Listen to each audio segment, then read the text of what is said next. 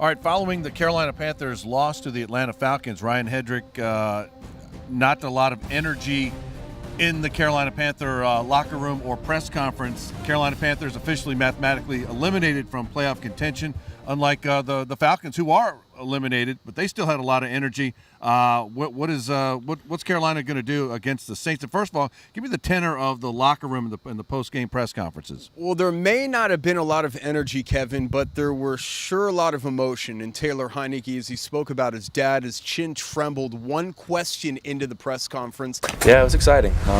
Everything leading up to it was exciting. I've worked really hard for this for a long time, and first snap, fumble it. It's kind of hectic, but after that, I thought we moved the ball well. I thought we did.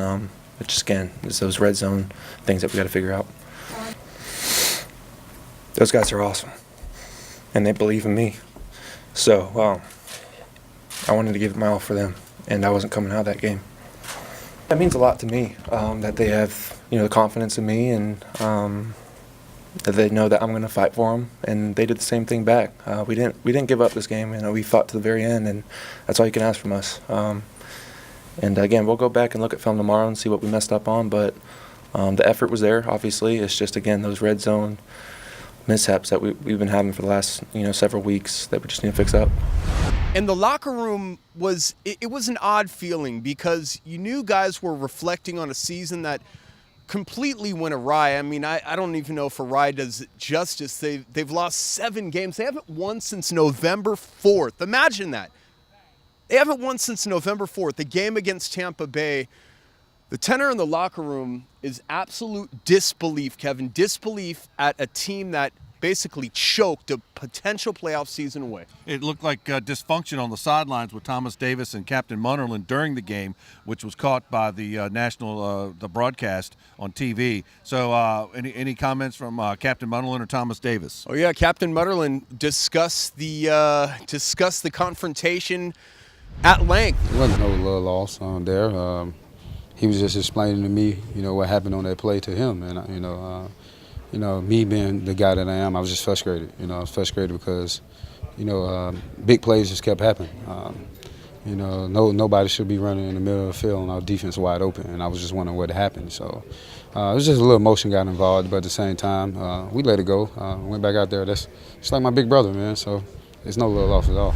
He said, guys get emotional. Guys get into it. On the sideline, he described Thomas Davis as a brother, but judging by that conversation... He's the bigger brother, yeah, believe me. Captain Munnerlyn's decision-making also came into question, as one reporter asked him, was that your route? And he looked at the reporter and said, that wasn't my play. That wasn't my play. I was playing such and such position. I know what my play was. Do you know what my play was? So is he going to be Lieutenant Munnerlyn next week? He may not be Sergeant Munnerlyn next week. I'm telling you, this was a debacle from start to finish, Kevin. What about the physical condition of Taylor Heinicke? We know he had to get some treatment. His elbow took some hits. Looked like he had to use one of these Stan Hansen type elbow apparatuses in the second half. I'm not so sure Taylor Heinicke is going to play next weekend, because a reporter at the end of his presser asked him, are you going to play?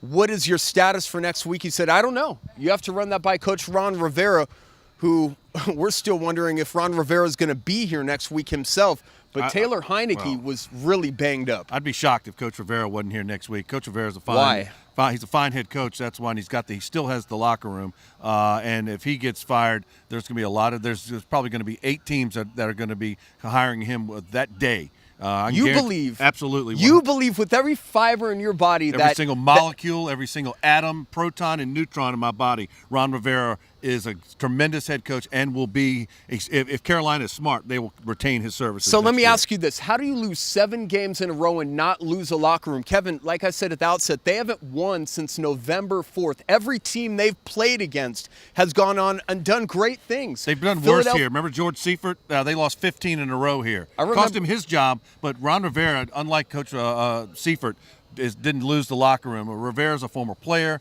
longtime defensive coordinator, well-respected in that locker room. I'd be shocked if he were fired, but if he is fired, I'd be even more shocked that he's not hired that night by another smart franchise. What's good for the goose is good for the gander. I'm not quite sure that Ron Rivera, although he may be a good talented coach, I'm not sure he's a fit for this organization. Sometimes, you know this as well as I do, when a voice is in place for too long, it just becomes like mom, mom, mom, mom. Steve Clifford is an example, former Hornets coach, now at the Orlando Magic, and they're doing well. Right. So maybe a different voice is needed here. I think he should stay, but no one's asking me. What about? In fact, we've got some of Coach Rivera on tape. Let's just hear from Coach Rivera. I felt pretty good about it. I thought we had some opportunities. Unfortunately, we missed them. Defensively, we had some third downs that we should have converted. We'll go back and look at it, and maybe I could have made a different call. But we'll see. Again, it's I got to look at the tape before we start talking about what we can do and do better. It's a mix of things, and again, we'll go through an evaluation process, obviously, once it's all done. But probably the biggest thing, obviously, is we've got to take a look at being able to make plays. And on all three phases of football, and that's the truth of it. I mean, you look at it, and we've got to be able to make plays when we have opportunities. All right. Well, we just heard from Coach Rivera. Now, what about next week? Kyle Allen is the next man up, unless they sign another quarterback off the street. Maybe Colin Kaepernick, as William Wilson may wanted to do. He's better than Mark Sanchez, by the way. But Kyle Allen, if Taylor Heineke's elbow doesn't allow him to play, Kyle Allen is the guy who's been on the practice squad. I think he was active in week 1, then on the practice squad up until today. So I would imagine Kyle Allen from Texas A&M. They didn't name Kyle Field after him, by the way. So I think he's the next man up against the Saints, who they're playing as we're taping this. They may or may not have anything to play for, but I don't think even if they have anything to play for, they're still going to go out and probably open a can on the Panthers. I cannot imagine a scenario where Kyle Allen doesn't get some sort of traction in next week's game.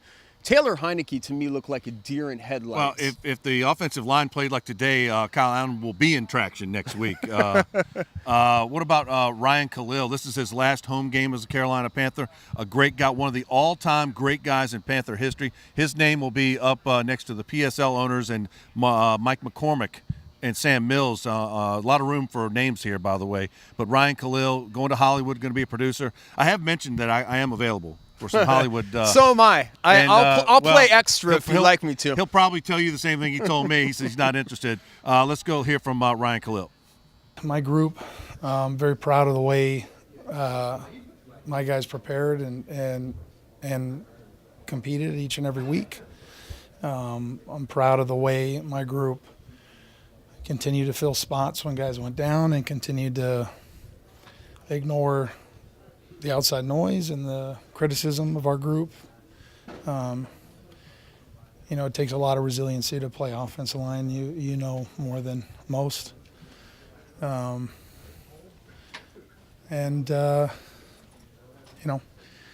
Obviously the coaches.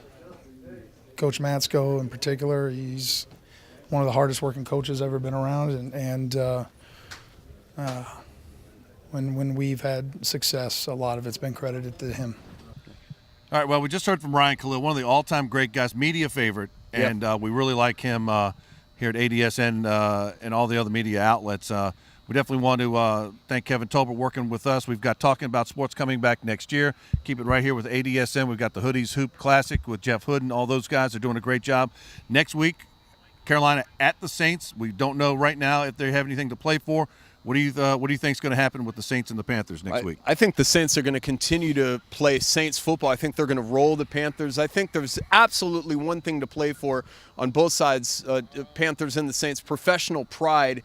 If the Panthers have any left, I'm not calling out their integrity, but I am saying that losing spreads like the plague.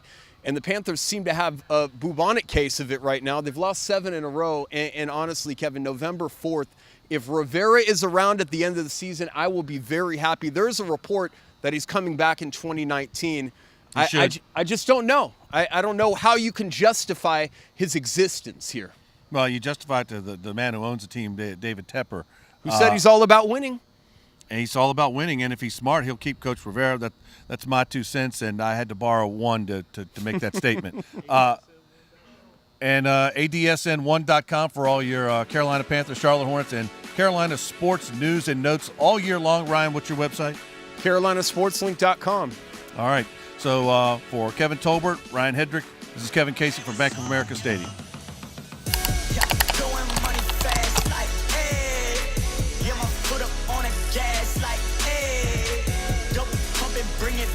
like